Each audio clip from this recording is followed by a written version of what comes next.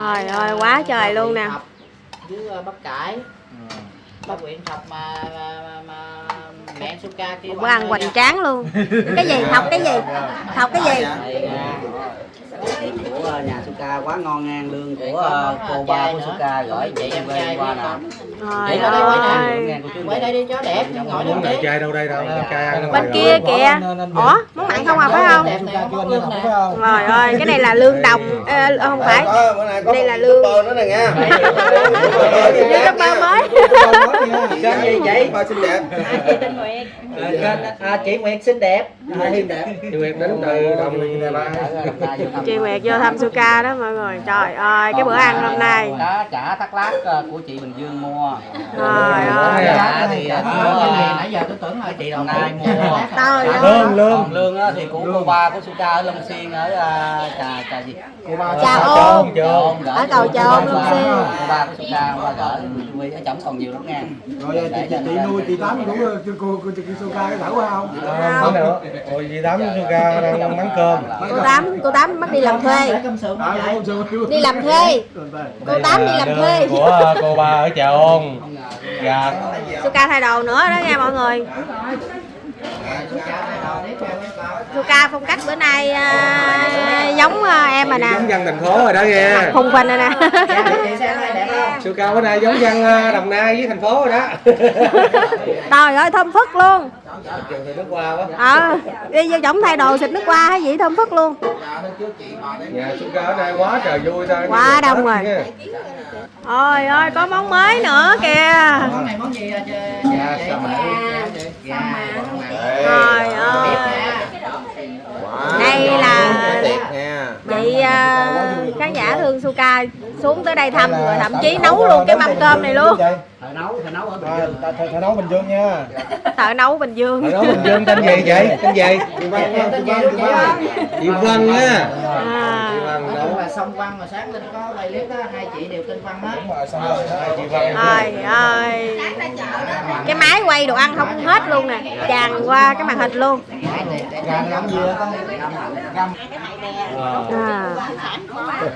Giờ đổ ra chấm gà luôn. Bữa nay ngày rằm đi mấy cái chợ không có ai bán gì hết trơn. Chỉ có món tủ của Suka là ngày rằm ta có bán thôi. Dạ có, đã nấu rồi một nồi hết. Suka dọn chén nữa rồi đó nha. Con lấy cái đũa này con chùi nữa không? Hỏi gì được rồi. Nè Suka ơi, kiếm cho mấy chị cái muỗng kìa Suka ơi. Dạ. Em mời bốn chị qua đây ngồi ăn. Nhà Suka thì chị cơm nè. Có nóng không Út ơi? Hả? Có nóng không? Để cái gì dưới không? Nóng. Để lót cái gì dưới không? Đây là nước chấm của mấy chị tự tay làm luôn nha. Wow. Chấm lá trúc nè. Mấy chị tính mua hải sản đó. Ngồi đi chị. Chị Nguyệt. Chị Nguyệt. Chị Oanh. Chị Oanh. Chị Thúy với chị Suka ngồi đó đi. chị gì quên tên rồi. Nào. Chị Thúy, chị Thúy. Nhớ hai tên chị Thúy, chị Nguyệt đó. Chị này tên chị gì? Hai chị kia anh trai rồi. Đây là hai chị qua bên kia ngồi kế Suka á. Chị ngồi khích vô đi chị. Xích vô đây lấy đầu ra. Em mời hai chị ngồi xích vô. Đây nè, đúng hoàng bên nè.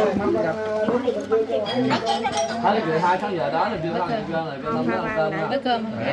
Mẹ đã xíu. Không biết đâu ăn cơm hay buồn làm gì quá thì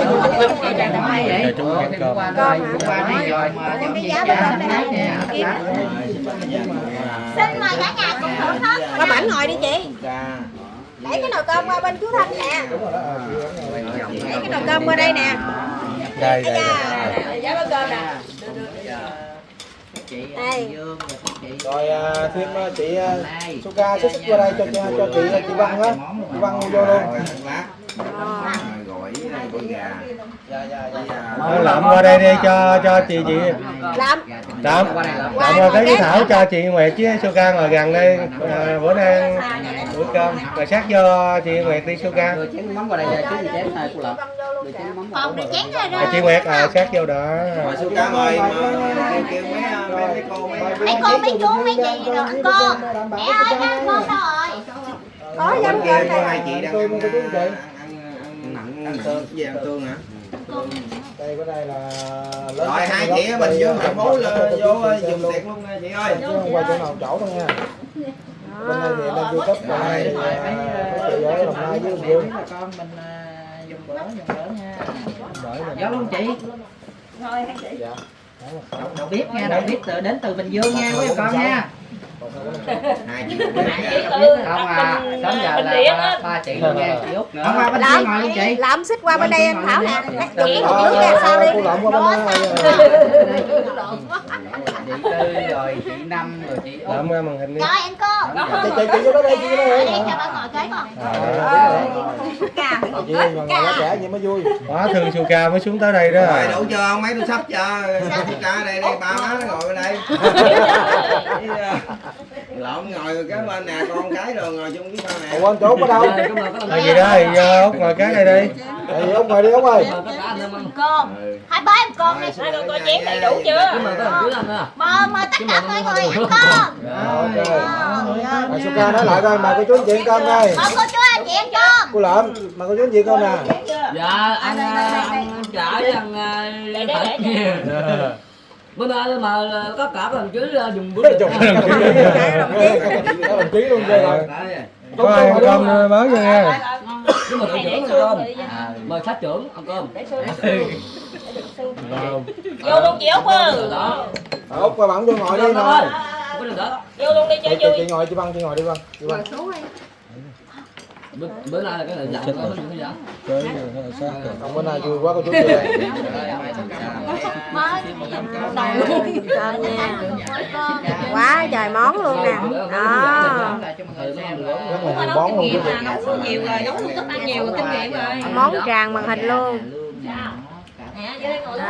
Ở đây có là chả các lá trộn khổ qua, thịt gà cam mặn, gỏi thịt gà, Tưởng đâu mà muốn ngồi bên kia cho cua lương với chả cá lát chiên. Chị có ngồi vào không? Ngồi đó ngồi Bây chung với ông giờ nè. kéo mặn lỡ không? Bây giờ kéo mặn không? Hỏi chưa nắng rồi. Quá ngon rồi, bữa nay bữa cơm phải nói là linh đình luôn rồi. Ăn cho em hết nha, ăn hết rồi ăn nhiều lắm, ăn hết nè ăn luôn. Cơm ít cũng được, ăn hết rồi ăn luôn. Có sao đâu mà vậy? Ăn ăn hay không? Vô luôn mẹ. Mời. Vô luôn đi. Vô luôn. Đưa cho mẹ đôi đũa con. Con món mì. Lậm cơm không? Dạ lạng bún. Ăn vậy.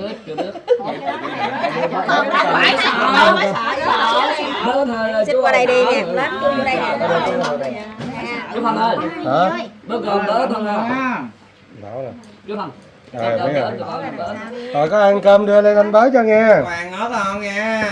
Chị Tư, chị này, chị Sáu, chị Năm với chị Văn. Cơm gì ơi? Đưa cái cơm cho lên Thanh Bá. Rồi chị nào ăn cơm đi em bới nha. Em bới ăn no tới chiều luôn á. Hết rồi. Chị Nguyệt. Chị có ăn hết không? Dạ không. Chị móc với đít gì? Chị Cơm nó chín, nó mềm hơn. hết nè chị. Dạ được. Hết tới nè, rồi chừng nào hết đưa em bới cho. Cho nửa chén chứ. Rồi 1, 2, 3 dùng bữa mọi người ơi. Cái cơm với chị Năm với cơm luôn. Con gấp cho gì nha. Con gấp thì con ăn đi. Cho con hả? Bữa nay cho Cơm với mấy chị ở Đồng Nai. anh cho bữa cơm đã. Cơm quá đặc biệt luôn rồi. Bữa cơm quá đặc biệt rồi. Còn hơn buổi tiệc nữa. Chú dít qua chén bên kia miếng. Đó mang đi cái mặt mùi heo rồi. Thấy nhiều ha, chậm gì á? Chị có ai ăn bún không? Lấy bún ăn kìa. Anh em mình chanh chua. Ngon lắm á. Ban thông báo. Sao? Anh em mình đưa chị bên đây qua để chị lấy hỗ trợ cơm nè. Rồi. Đây qua thôi. Chị Văn lấy khẩu trang đi em. Rồi chị cứ Rồi vậy gói khẩu trang sao ăn cơm quấy đây thôi à. Dạ. Chị yên tâm đi chị, mấy em quay hướng này không à chị? Cái chén này cho chứ mình khẩu trang sao ăn? Chị mắc cỡ rồi chứ không có gì. Rồi sáng nay khẩu trang Rồi đây. Gì không ăn hả? Không ăn thức qua đây. Vậy? Cơm còn chén nè, đây chén nè. Bữa nay cầm không mới con trai. Vô đi chị cho dễ gấp chị. Rồi mời cả nhà dùng cơm nha. Mời cả nhà dùng bữa nha. Cũng cảm ơn những cái tấm lòng của mấy chị ở phương xa đến đây. Bên cạnh đó cũng có những món ăn mà mấy chị đã tài trợ. Sao ăn? Cá sốt lát. Cả mẹ ăn đây. Mà có thằng chú dùng bữa dùng bữa. Bánh không ăn hả? Chút xíu đi em ăn chay hả? Con trai. Bạn đi sao bà trời chú Quyện quá, anh Quyện qua vậy không? Anh gài à? Quyện ăn màu quá tí nào vậy ta? Biết rồi ai cũng gài thành công chứ. Thành công luôn hả Linh? Vậy là thành công rồi đó hả? Nói mới biết Linh á. thành công trước. Thành công tức là biết cái ngày gài bẫy á. Dạ, tưởng đâu ta gài được rồi. Ăn cơm anh ơi, ăn cơm đó rồi. Ăn đi cưng. Lương này là của cô ba nè nha. Ngon ghê. Dạ là của mấy chị Đồng Nai. Bây giờ mình giới thiệu đây, lương là của cô ba gì anh về anh Quyện? Cô ba Phúc ở Ca gấp lương cho chị coi. Cô ba Phúc ở Chợ Ôn, còn gà thì ở mấy chị Đồng Nai đem xuống, còn Hữu Hoa Giòn, chả với Hoa Giòn là của chị Bình Dương. Rồi ok. Còn ớt này của bà Bảy nha. Ớt của bà Bảy. Chén của hỏi luôn. Ớt cái chén này của gì Bảy? Mốt cái Lợm đến gì qua lợm? Lợm đem qua gì? Ồ, quá hay luôn gà chị. Chị Văn cho tặng cho Suka cái chén Rồi này. đám cưới em gái này là phục vụ là bảo đảm luôn, không có ai đói. Em mời mấy chị ăn ngon miệng nha, với anh YouTube ăn ngon miệng nha. Rồi anh ngồi nhìn miệng đi ha. Đúng rồi. Ai là cha lá này đừng dày lắm. Dạ. Ông bữa nay vui thì cho cô chú anh chị. Cái chén nó đựng gì chứ? Anh cứ Suka đãi hết cô hai luôn. Lên thực đơn rồi đó, đã mười mấy món. Tráng miệng là vừa khô đó. Ủa chị đâu vậy? Ồ. Giờ mấy chị thợ nấu Bình Dương nữa. Lương là của cô ba lên hết rồi. Cô ba cũng hết giờ.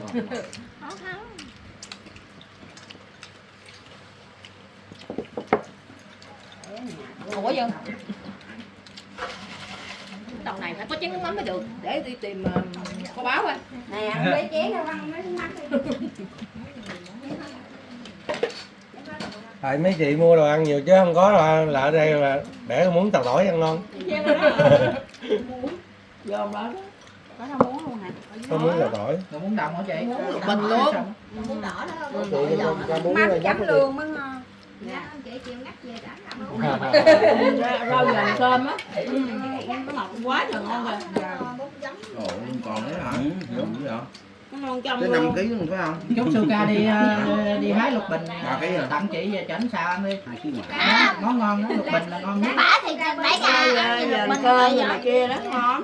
Lục bình là cái món ngon Nhiều lần nãy tôi xuồng cho mấy chị đi kìa nha. dạ. Nói nghe chưa? Sẵn lấy xuồng đi Bữa hái ăn lục rồi nha. bình luôn. Cứ chở mấy chị bơi thùng đi tham quan Suka. Còn quên nó mấy chị có biết lội không? Sườn quá. Biết bơi, biết nổi được trên nước. Biết bơi nè. Bơi nhưng mà không có giỏi không nổi được trên nước. Chiều tổ chức bơi đua. Chèm. Không có lậu, cũng không chèm nữa. Không có cũng không chèm luôn. Không có. Chú Hành ơi. Rồi. Tại vì cái bữa mình chấm luôn, có được đám cưới rồi chú Hành. Đám cưới là có người mời. Bơi nó thấy không nước sợ.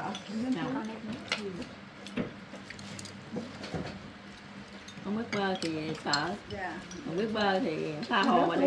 Đơn giản thôi, Suka miệng ăn phải thèm. Nhẹ vậy mà nó cái nổi. Là bếp ăn của Suka là chuyên gia Quay cái ta đưa lên gì này là chụp xuống.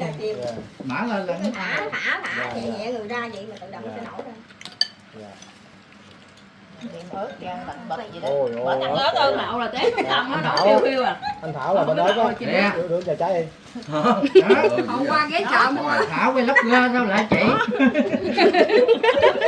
Không biết bấm gì? Bữa nay anh Thảo cầm đối thủ rồi kìa. Đó làm Nào. một gì đó. Đó. Dặn cạnh đi. Đó rồi. Chạy. Anh Thảo này cầm đối thủ Vậy rồi. Đó rồi. Bó tay luôn. Bó tay ha. Gặp đối thủ rồi. Bình thường ở đây Thảo ăn cay là không có ai ăn được hết trơn. Còn ăn chả chứ không thật được luôn. Bỏ vô rồi ăn không có bỏ lại. Biết không? Ăn cay nó ngon. Lương. Mình không ăn cay thì nó không ngon. Nó thèm thèm không?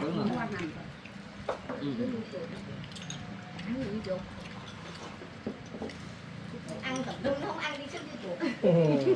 Thịt luôn một kìa không ăn đi. Lương ngon quá mấy chú ơi. Ngon không? Ngon, cảm ơn cô ba đấy. Dạ cảm ơn cô ba ha. Đó giữ lương cho Quỳnh trên với nha. Mồ Phật. Ăn cái này, ăn nè, nước mắm nè. Hết cơm rồi đó nghe. Cho con chết, cho con chết. Hết cơm giấy luôn. Chơi cơm còn chơi cơm nhiều lắm nha. Từ từ tới sớ lên. Mình cứ ăn gì mình nhìn vô nhà xương ra chừng nào cái bao gạo đó hết mình nghĩ qua. Hai, nhà chú mà nói nhìn con mà bao gạo hết con nói sao? Đó chứ nhìn vô đó chừng nào thấy hết bao gạo. Bao gạo vậy thì Dương mà hết bao gạo thì Dương đói hả? Thì hết bao gạo mấy chú là ngưng qua được rồi đó. Đúng rồi. Vậy là lưng lửng bao gạo là chuyển qua là vừa phải không? Mình ăn phải nhìn được. Đâu có đâu, lưng lửng là thầy Trường Giang đem bao khác qua rồi. Rồi đó. Em cứ yên tâm đi, không có lưng lửng thầy Trường Giang đem gạo qua rồi. Dạ lên núi rồi. Xuống núi rồi.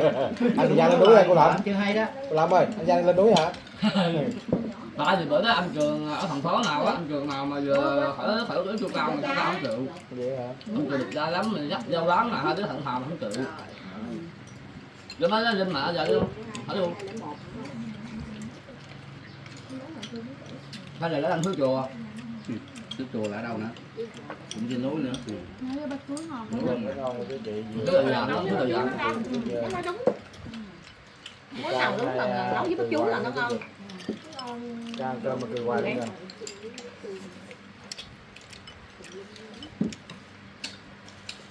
Xong rồi mình nấu bắp chuối nhiều quá, bắp chuối chỉ giá thôi, khỏi cần thơm cũng được. Chúng ta là Tết 50 kg đó. Nó đúng điệu, nó rất là ngon. Cái này chắc 48, 49 gì rồi, nhìn tròn rồi. 7, 48. 8 hả? Đó. Giờ lên tới Tết 2 kg nữa. Ôi giời. 2 tháng lên 2 kg. 48 kg hả? 48 kg mà sao nhìn nó nhỏ? Lần nó 52 kg còn nhìn đẹp lắm. 48 mà nó 48 kg. Gì chị 48 kg hả? 48 nè. Ôi ôi. Chị 48 kg mà sao chị tròn nó hành. Ăn chuột gà thức ăn lương ha. Nó to xíu rồi đó. Nó mới gì? Thịt không này rồi, nhưng thịt không. Thấy rời vô mới biết thịt không. Rồi Hường mới biết nè. Rồi chỉ biết thịt không đó. Em phật cháu đây Thịt không đó. gấp ba. Gấp cái. Gấp ở đâu Gấp vậy? em mai nha. Chị ngồi chị sao gấp tới lương chị? Được rồi, được rồi. Được. Thôi được rồi. Thò tay là tới rồi, không sao. Như năm anh vừa tới đầu của năm anh cũng tới hết trơn á. Vừa cắn cái dưỡng đứt như năm anh. Chịu giùm tao tao chạp. Ăn uống là thoải mái, ăn uống là đừng có mắc cỡ. Gà ngon. Thêm canh lên. Phải lộn đến tội việc bữa nay vui hả sao ca ha? Vui không sao ca? Vui. Gà ngon Quá vui ha. Gà dai ngon. Có Gà đó gà giường đó chị. có mấy chị ngủ với Suka gì? Hay là Tối nay ngủ đây. Có nghe Suka nó kéo hết phòng không? Không. Thấy nói chuyện mình đâu không? Không. Thì lì mà đó. Cả tối ngoan mà. Vậy hết rồi. Ủa vậy là hồi đó mấy chị ngủ ở đây hả? Trời ơi ngủ được luôn. Mấy em qua mấy tháng nó còn không cho ngủ. Có cho ngủ không? Chúng ta cho mà. Chúng ta kêu Mát lắm với mẹ. Ồ, công nhận lúc đó giấc 10 giờ nghe lạnh. Lạnh ta kiếm cái mền nó quấn. Lạnh hả? với mẹ con em. Ngủ đây nè. Mát á. gió hầy hậy luôn. Đồ lạnh không lưng ra. Không có gì đâu, lạnh thắt lưng. Ba chị em làm rồi nói chuyện tới 12 đêm. Nghe hôm cá nói chuyện ban đêm mình lên lạnh sống lưng. Chú ca ngủ trước mà. Chú ca ngủ. Ủa sao chị quay ra đó rồi? Quay ở đây nè. Tụi em ghi hình bên đây không ạ? Không có chị. Ba ăn được chơi. Ăn được chơi hả? Không ăn được lương, không ăn lương rồi gà nó nhai không được luôn. Vậy thôi ăn salad đi. Trời ơi chị. Dạ dạ dạ. Mắc cười quá. Chị mắc cười quá, chị cười.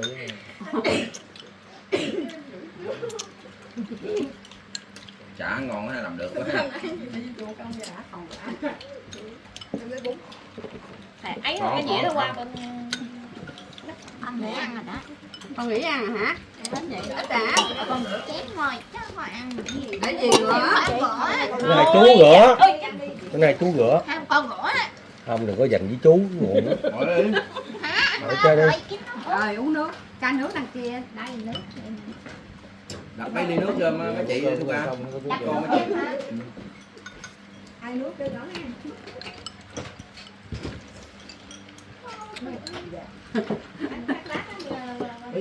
Ăn thử là ngon không? Trai gì mà nó bậy mà. Gì chứ nó tự nói sao hỏi tôi. Nó nào nữa, có thằng hả? Nó Có nào? thằng người nữa hả? Ông đi qua nhà Suka mà ông liệu kiểu gì ngộ à? Nhỏ của bên Suka giờ nó Quang Linh cái này đó. Nó Quang Linh rồi đó. Cha có thằng nhỏ Nhỏ của tôi khác không ơi. nhỏ nữa. Vậy à? Thằng lên. Cha nó thợ thằng nhỏ của thằng Linh. Linh nó có thằng nhỏ. Ông tên hỏi nó coi thằng nhỏ Chị thật nhiều quên. theo trong người đó đó. Quyền ăn cơm mà tính cười mà đợi chén cơm nghe chăng mà không dám Cha cười. có thằng nhỏ nữa. Cười lắm nè, dễ thương lắm. Nhưng mà cái thằng nhỏ con cái thợ thằng nhỏ con Linh. Đó, bởi hình ra nó gót đó. Đâu có dám ngồi đâu. Phải không Luca? Luca thợ thằng nhỏ con Linh phải không? Phải không? Đó. Đúng không? Luca thợ nhỏ con Linh phải không? Thấy nhỏ con Linh kìa chưa?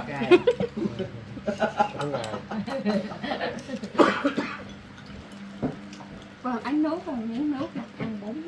Thế đâu rồi? Trong nồi á. Không thấy trong nồi bỏ gì trống rồi hả? Không, đổ ra. Ra, có gì? Ai nó cũng bột cho nó mình ăn lên là nó không dám.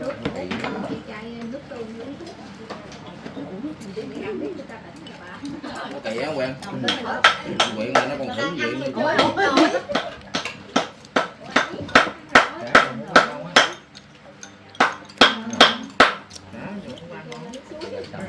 Quá nhiều rồi. Đúng là đầu bếp Bình Dương xuống nấu khác ha. Ngon. Mà mốt trước bạn chị. Xương quả. Chuyện nói giới thiệu. Còn nữa hả? Nước ăn như bún. Còn hoài vậy? Cái nghĩ mà còn hoài. Vậy là mình phải ăn nữa. Chị Quyên, anh đến hỏi chị có đặt nhận nấu ảnh đặt bàn kìa. Rồi. Ảnh nói Không bây giờ đâu biết chị đâu, biết chị em giới thiệu chị lên clip với mấy anh đây luôn rồi. Chủ nhà hàng em luôn chờ giấu rồi. Ai chị nào chủ nhà hàng? Chủ thôi. Dạ vậy hả? Chị Nguyễn là chủ nhưng mà thôi. thợ nấu mà. Chị đã giả đời. Nghe chị nói được chị nấu. Rồi đó nấu luôn.